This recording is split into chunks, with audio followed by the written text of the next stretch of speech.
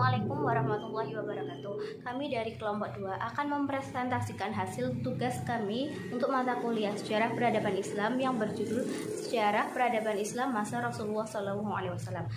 Sebelumnya saya akan memperkenalkan anggota kelompok 2. Yang pertama Siti Umi Nafiat Salwa NIM 4121076. Yang kedua Muhammad Zaki Maula NIM 4121058. Yang ketiga Sukma Ramadhani NIM 4121047. Untuk pembahasan pertama tentang peradaban bangsa Arab sebelum Islam akan disampaikan oleh saya sendiri, Siti Umi Nafiat Salwa.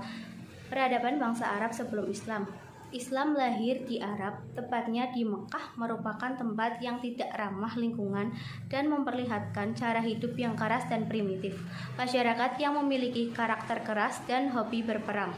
Masyarakat Arab pada dasarnya bertauhid yang telah disiarkan oleh Nabi Ibrahim dengan bukti adanya Ka'bah karena beliau yang melanjutkan pembangunan Ka'bah. Masyarakat Arab memiliki sistem kesukuan sehingga kepala suku pada saat itu berperan penting dalam masyarakat Arab. Agama dan peradaban bangsa Arab.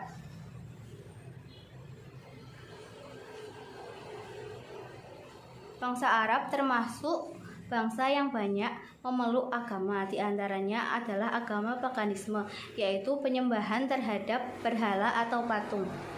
Agama monoteisme, yaitu agama Hanif yang dibawa oleh Nabi Ibrahim.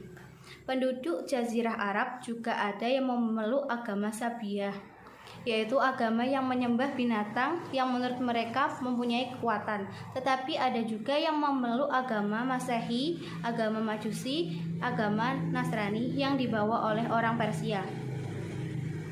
Dari aspek peradaban bangsa Arab terbagi atas peradaban yang bersifat rohani yang tertuang dalam karya sastra dan syair-syair jahili yang begitu dominan. Sedangkan peradaban material tertuang dalam karya seni, patung, bangunan, dan lainnya. Sampai saat ini, peradaban bangsa Arab juga banyak mempengaruhi dunia, terutama bangsa-bangsa yang beragama Islam. Mulai dari karya sastra, seni, dan budaya maupun bangunan dan arsiteknya yang terpengaruhi oleh peradaban bangsa Arab. Perkenalkan, nama saya Sukma Ramadhani, NIM 4121047. Saya akan menjelaskan sedikit materi tentang periode Mekah. Periode Mekah. Pada periode ini, 3 tahun pertama dakwah Islam dilakukan secara sembunyi-sembunyi. Sejak Nabi Muhammad SAW belum menjadi nabi, beliau adalah orang yang tidak pernah cacat atau tercela di tengah masyarakatnya. Nabi Muhammad mulai melaksanakan dakwah Islam di lingkungan keluarga. Mula-mula istri beliau sendiri yaitu Khadijah yang menerima dakwah beliau, kemudian Ali bin Abi Thalib, Abu Bakar sahabat beliau, lalu Sa'id bekas budak beliau. Di samping itu juga banyak orang yang masuk Islam dengan perantara Abu Bakar yang terkenal dengan julukan As-Sabiqunal Awwalun atau orang-orang yang lebih dahulu masuk Islam. Mereka adalah Utsman bin Affan, Zubair bin Awan, Sa'ad bin Abi Waqqas, Abdurrahman bin Auf, Talham bin Ubaidillah, Abu Ubaidah bin Jarrah, dan Al-Arqam bin Abil Arqam. Kemudian setelah turun ayat 94 surah Al-Hijr, Nabi Muhammad SAW memulai dakwah secara terang-terangan. Dalam menyebarkan agama Islam, Nabi Muhammad melakukannya dengan 3 cara, yaitu 1. Rahasia. Pada tahapan ini Nabi menyampaikannya hanya pada kalangan keluarganya sendiri dan teman dekatnya. Yang kedua yaitu semi rahasia. Beliau menyebarkannya agama Islam dengan ruang lingkup yang lebih luas, termasuk Bani Muthalib dan Bani Hashim. Yang ketiga yaitu terang-terangan atau demonstratif. Nabi dalam berdakwah secara terang-terangan ke segenap lapisan masyarakat, baik kaum bangsawan maupun hamba sahaya. Dakwah yang disampaikan Nabi Muhammad itu mendapat penolakan masyarakat Quraisy dalam berbagai cara. Penolakan tersebut diantaranya 1. Lunak. Cara ini dilakukan dengan menyebar propaganda bahwa Nabi Muhammad adalah seorang pembohong, penjahat, dan juga pembuat perpecahan di kalangan bangsa Arab dan lainnya. 2. Yaitu semi lunak, yaitu dengan membujuk Nabi Muhammad untuk menghentikan dakwah Islamiyah. Yang ketiga, kasar atau keji, yaitu dengan melakukan penyiksaan atau penganiayaan baik secara fisik maupun non-fisik. Dakwah yang dilakukan oleh Nabi Muhammad SAW itu tidak mudah karena mendapat tantangan dari kaum kafir Quraisy. Hal tersebut timbul karena beberapa faktor, yaitu sebagai berikut. 1. Bidang politik kekuasaan. Mereka tidak dapat membedakan antara kenabian dan kekuasaan. Yang kedua itu sosial atau persamaan derajat sosial. Nabi Muhammad menyerukan persamaan hak antara bangsawan dan hamba sahaya. Yang ketiga yaitu agama dan keyakinan. Para pemimpin Quraisy tidak mau percaya ataupun mengakui serta tidak menerima ajaran tentang kebangkitan kembali dan pembalasan di akhirat nanti. Yang keempat yaitu budaya. Taklid kepada nenek moyang adalah kebiasaan yang berurat akar pada bangsa Arab, sehingga sangat berat bagi mereka untuk meninggalkan agama nenek moyang dan mengikuti ajaran Islam. 5 yaitu ekonomi. Pemahat dan penjual patung memandang Islam sebagai penghalang rezeki mereka. Assalamualaikum warahmatullahi wabarakatuh. Perkenalkan, nama saya Muhammad Zaki Maula, NIM 41211058. Saya dari kelompok 2. Di sini saya akan menjelaskan tentang periode Madinah.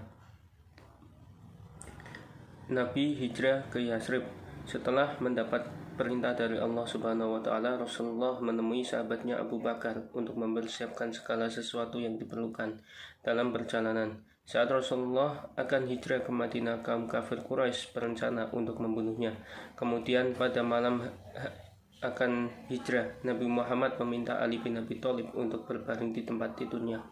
Keduanya bersinggah di Gua Sur selama 3 hari untuk menghindar dari pengejaran kafir Quraisy. Pada malam ketika mereka keluar dari persembunyiannya dan melanjutkan perjalanan menuju Yasrib, Nabi sampai di Kubah. Nabi istirahat beberapa hari lamanya. Ia menginap di rumah Kalsum bin Hindun. Di halaman rumah ini, Nabi membangun sebuah masjid yang pertama kali dibangunnya, yang dikenal dengan Masjid Quba. Nabi melanjutkan perjalanan menuju Yasrib dan disambut oleh Bani Najjar. Sementara itu, penduduk Yasrib telah lama menunggu kedatangan Nabi. Selanjutnya, langkah-langkah dakwah Nabi Muhammad di Madinah. Nabi Muhammad SAW tiba di kota Madinah tahun 622 Masehi. Kehadiran Nabi Muhammad dan umat Islam ke Madinah menandai zaman baru bagi perjalanan dakwah Islam. Umat Islam di kota Madinah tidak lagi banyak mendapat gangguan dari kafir Quraisy karena mereka mendapat perlindungan dari penduduk Madinah yang muslim. Setelah datang ke Madinah, Nabi Muhammad menentukan prioritas utama dalam rangka membangun masyarakat baru. Adapun prioritasnya adalah yang pertama, membangun masjid. Prioritas pertama yang dilakukan Nabi Muhammad setibanya di Madinah adalah membangun masjid. Masjid dibangun di atas tanah milik kedua anak yatim, yaitu Sahal bin Suhail.